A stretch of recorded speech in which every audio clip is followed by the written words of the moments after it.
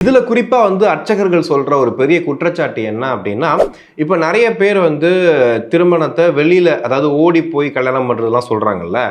அந்த மாரி ஆட்கள் நெறைய பேர் இந்த கோயில்ல கல்யாணம் பண்ணிக்கிறாங்க. போலி ஆவணங்கள காட்டி. அவங்களுக்கு விவாகரத்து நடக்கும்போது, இப்ப நார்மலா 2 ஃபேமிலியும் ஒத்துக்கிட்டு ஒரு அரேஞ்ச் மேரேஜ் பண்ற ஃபேமிலில ஒரு விவாகரத்து பிரச்சனைக்கே 1000 கேள்விகள் இருக்கும்.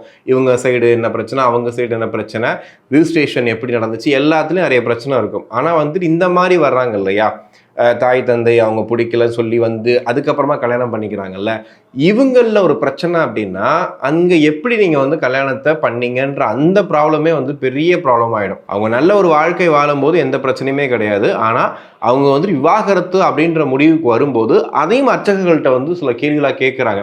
வரவங்க என்ன பண்றாங்க அப்படின்னா, போலி ஆவணங்கள் ரெடி பண்ணி, நாங்க 2 பேரும் கரெக்டான ஏஜ்ல தான் இருக்கோம். நாங்க கரெக்டான ஒரு ஆவணத்தோட தான் வந்திருக்கோம்னு சொல்லிட்டு, ஏமாத்தி கல்யாணமும் பண்ணிக்கிறாங்க அந்த கோயில்ல.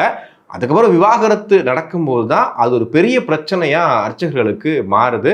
அந்த வேதனையை அவங்க தாங்க முடியாம தான் மனு போற அளவுக்கு போயிருக்காங்க. அதாவது ஒரு கோயிலுக்கு இந்த மாதிரி ஒரு கர்ஸ் இருக்கு, அதனால அந்த கோயில்களுக்கு வரக்கூடிய சிறப்புகள் கம்மியாயிடும் அப்படிங்கிற மாதிரியான விஷயங்களை தொடர்ந்து சொல்லிக்கிட்டே இருக்காங்க.